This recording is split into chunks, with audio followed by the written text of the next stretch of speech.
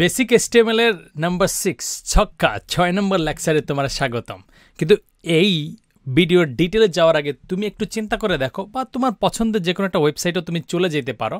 সেখানে গেলে দেখবা যে কোনো ওয়েবসাইটে, ধরো তুমি হচ্ছে ফেসবুকে যাও বা হচ্ছে ইউটিউবে যাও বা হচ্ছে উইকিপিডিয়াতে যাও, যে কোনো ওয়েবসাইটে হচ্ছে মূলত হচ্ছে দুইটা বা তিনটা বলতে পারো, বড় যে তিনটা জিনিস।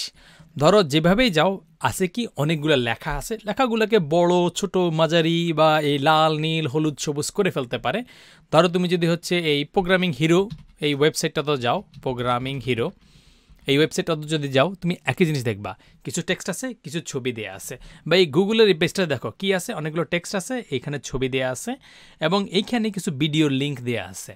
তার মানে এই তিনটা জিনিস যদি ধরো, টেক্সট, পিকচার এবং হচ্ছে ভিডিও। ফেসবুকে যদি তুমি স্ক্রল করতে থাকো, তুমি আসলে কী দেখো, অনেকে হাবিজাবি লিখছে, এইটা লিখছে, এটার সাথে তার স্ট্যাটাস হাবিজাবি দিচ্ছে, তার মানে অনেকগুলো টেক্সট লিখছে, পাশে কি তার প্রোফাইল পিকচার আছে। অথবা কেউ ভ্যাকেশনে গেছে, সাজেকে গেছে, মাজেকে গেছে, বা হচ্ছে তোমার গুলিস্তানের মোড়ে গেছে, তার একটা ছবি দেওয়া আছে, এই ছবি আর মাঝে মধ্যে দেখো ভিডিও, এই তিনটা জিনিস। তার মানে সবচেয়ে বেশি হচ্ছে টেক্সট, তারপরে হচ্ছে ইমেজ। তো কোনো একটা ওয়েবসাইটে তুমি ইমেজ কিভাবে দেখাবা, এটা দেখানোর সহজ 2-3টা সিস্টেম আমরা দেখব। তো এটা দেখানোর জন্য তোমার হচ্ছে ইমেজ এই শব্দটার কথা যদি চিন্তা করো, ধরো আমরা এইটার উপরেই বা তলার মধ্যে লিখি, কোনো সমস্যা নাই, বা এই জিনিসটাকে আমরা আপাতত সরাই দেই, আপাতত তোমার লাগবে না, গুড বাই, গুড নাইট যেটাই বলে দিলা। এখন তুমি ইমেজ এই শব্দটা মানে হচ্ছে কি ছবি বা পিকচার, রাইট? ইমেজ এটা একটা শর্ট ভার্সন হচ্ছে IMG। তার মানে ছবি যদি তুমি ওয়েবসাইটে দেখাইতে চাও, তাহলে তোমাকে দেখাইতে হবে IMG ট্যাগ। এই IMG ট্যাগ লেখার জন্য তুমি নিজে নিজে লিখতে পারো আগের মতো, যে আচ্ছা আমি IMG লিখলাম, এরপরে আমি আবার একই কাজ করব, এখানেও একটা IMG লিখলাম, লাস্টে স্ল্যাশ দিলাম। তাইলে জিনিসটা পুরোপুরি কাজ হয়ে যাবে না, কারণ তুমি কোন ছবি দেখাবা? এটা কি তোমার গ্র্যাজুয়েশনের ছবি দেখাবা, না তোমার যে পিটাইছে সেই ছবি দেখাবা, নাকি তোমার যে হচ্ছে তুমি ঘুমাইতেছো ওই ছবি দেখাবা? কোন ছবি দেখাবা ওই ছবিটা স্পেসিফিকলি মেনশন করে দিতে হবে। তো ছবি দেখানোর মোটামুটি 3টে উপায় আছে। প্রথম উপায় হচ্ছে ইন্টারনেটের ছবি। ধরো ইন্টারনেটে কোনো একটা ছবি তুমি দেখাইতে চাও, ধরো আমি এই ওয়েবসাইটে চলে গেলাম, এই প্রোগ্রামিং হিরো বা কোনো একটা জায়গায় চলে গেলাম, এদেরও যদি ওয়েবসাইট থাকে, যে এদের ওয়েবসাইট কোনটা, এই প্রোগ্রামিং -হিরো, এই ওয়েবসাইটে গেলাম।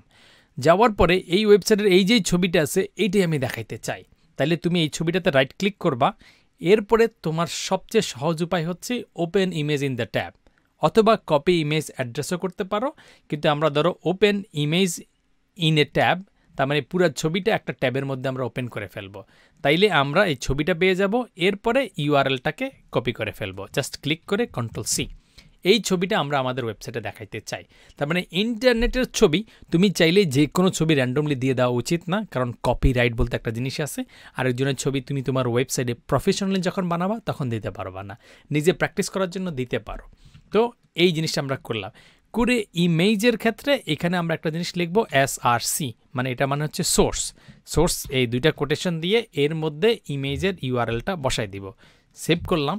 এরপরে যদি আমরা আমাদের ওয়েবসাইটে যাই, যে ওয়েবসাইটটা সেকেন্ড ডটে কাজ করতেছি আমরা, এটাকে যদি আমরা রিলোড করি, তাইলে ওই ছবিটা আমাদের এই ওয়েবসাইটে চলে আসবে। তার মানে ইন্টারনেটে যত ছবি আছে তুমি মোটামুটি এই SRC ট্যাগ দিয়ে নিয়ে আসতে পারো। সেটা এই ওয়েবসাইট থেকে হোক, প্রথম আলোর এই ওয়েবসাইটটা তুমি যদি দেখতে পাও, ওরা যদি এই ওয়েবসাইটটাতে যদি তোমার ইমেজ থাকে, অথবা ইমেজটা অনেক সময় বিভিন্ন সময় হচ্ছে ব্যাকগ্রাউন্ড ইমেজও থাকে, তো সেটাকে তুমি নিয়ে আসতে পারবা না। ধরো আমরা হচ্ছে প্রথম আলো এটাতে যাই, এই ওয়েবসাইটে গেলাম, গিয়ে ওদের কোনো একটা নিউজ পাইলাম বা কিছু একটা পাইলাম, ওখানে ছবি পাইলাম, সেটাকে আমরা দেখাইতে চাই। তাহলে সেটাকে আমরা কি করব, যে ধরো এখানে হচ্ছে আমরা কি করলাম, এই শাহাদুজ্জামানের একটা নিউজ আমরা পাইলাম, শাহাদুজ্জামানের এখানে একটা ভিডিও আছে। আচ্ছা, ভিডিওটা নিয়ে আমরা কাজ করবো না, কোনো ইমেজ যদি থাকে, যে এখানে একটা ইমেজ আছে, এইটাকে আমরা open image in a new ট্যাবে নিয়ে গেলাম। আমরা মোটামুটি নিশ্চিত এই ছবিটা এখানে আছে, এটাকে কপি করলাম, ওই আমাদের আগের ইমেজের উপরে আরেকটা ইমেজ ট্যাগ দিয়ে দিলাম। এখন SRCর মধ্যে আমরা একটা URL বসাই দিব। এই ক্ষেত্রে আমি একটা কাজ করছি, আমি নিজে পুরো ট্যাগটা লিখি নাই, আমি IMG লিখছি। লেখার পরে আমি যদি হচ্ছে ট্যাব বা এন্টার বসাই দেই, তাইলে আমাকে বলে দিচ্ছে তুমি একটা SRC দিতে চাও। এইটা আপাতত একটু তুমি ইগনোর করলেও চলে, যে এই অল্টটি আরেকটা দিতে পারো, এই অল্ট না দিয়ে এখানে তুমি URL-টা বসাই দিলা, সেভ করলা। এরপরে তুমি যদি তোমার ওয়েবসাইটটাতে যাও, ধরো আমরা second.html এ যাচ্ছি, সেখানে যদি আমরা রিলোড করি তাহলে এই শাহাদুজ্জামান বর্ষসেরা পুরস্কার যে পাচ্ছে সেই জিনিসটা আমরা এখানে দেখতে পাচ্ছি। তার মানে ইন্টারনেটের কোনো ইমেজ তুমি বসাতে পারো। এখন কথা হচ্ছে তুমি সবসময় যে ইন্টারনেটের ইমেজ ইউজ করবা এটা কিন্তু না, তুমি তোমার নিজস্ব ইমেজ, মানে আমি আমার ছবি দেখাতে চাই শাহাদুজ্জামান, ইয়েস আই রেসপেক্ট হিম, কিন্তু আমি আমার নিজেরকে ফুটাইতে চাই। তো নিজেকে ফুটাতে গেলে নিজের ফুটানি মার্কে একটা ইমেজ তুমি নিয়ে আসতে হবে। তো এটা নিয়ে আসার সহজ উপায় হচ্ছে, ধরো তোমার কম্পিউটারে যদি থাকে, ধরো আমার এখানে আমার ফটোজে বা পিকচার্সে আমার ছবি আছে, খুবই ফাটাফাটি একটা ছবিও আছে, যেখানে ধরো হচ্ছে এই ছবিটা, যেখানে আমাকে একবার এই পুলিশ ধরছিল। যাই হোক, খুবই ইন্টারেস্টিং কাহিনী। কিন্তু ধরো আমি ওই ছবিটা আমি এখানে দেখাইতে চাই, দেখাইতে গেলে আমাদের সাধারণত দুইটা সমস্যা হবে। ইমেজের সাইজটা যদি অনেক বড় হয়, অনেক জিনিস হয়, তাহলে ওয়েবসাইটে অনেক বড় করে ফেলবে। তো এইটা আমরা পরে ঠিক করতে পারবো যখন আমরা হচ্ছে ধরো নেক্সট মডিউলে যাব। আপাতত ছোটোখাটো সাইজের যদি কোনো ছবি থাকে, যেটাতে ধরো হচ্ছে এই পুলিশের ছবিটাই এটা তুমি বসাবা। ধরো আমি এই 3টা ছবি সামহাও কপি করে নিয়ে আসলাম, এবং সবচেয়ে সহজ সিস্টেম হচ্ছে তুমি যেই জায়গাটায় ওয়েবসাইটটা তোমার কোডগুলো লেখা আছে, যে এই second.html, তার পাশে পাশে তুমি ইমেজগুলোকে রাখলা। এটা হচ্ছে সবচেয়ে সহজ। তো এখন তোমার এই যে HTML ফাইলটা আছে তার পাশেই আছে তোমার এই police.png বা এই ফাইলটা আছে। তো এটাকে তুমি যদি হচ্ছে ওয়েবসাইটে দেখাইতে চাও, তাহলে তুমি এখানে যাবা, গিয়ে তুমি আগের মতো ধরো আগের ইমেজগুলোকে ফালাই দাও, ফালাই দিয়ে তুমি নিজে একটা ইমেজ ট্যাগ লিখলা IMG। এখন তুমি কাকে দেখাইতে চাও? তুমি দেখাইতে চাও পুলিশ।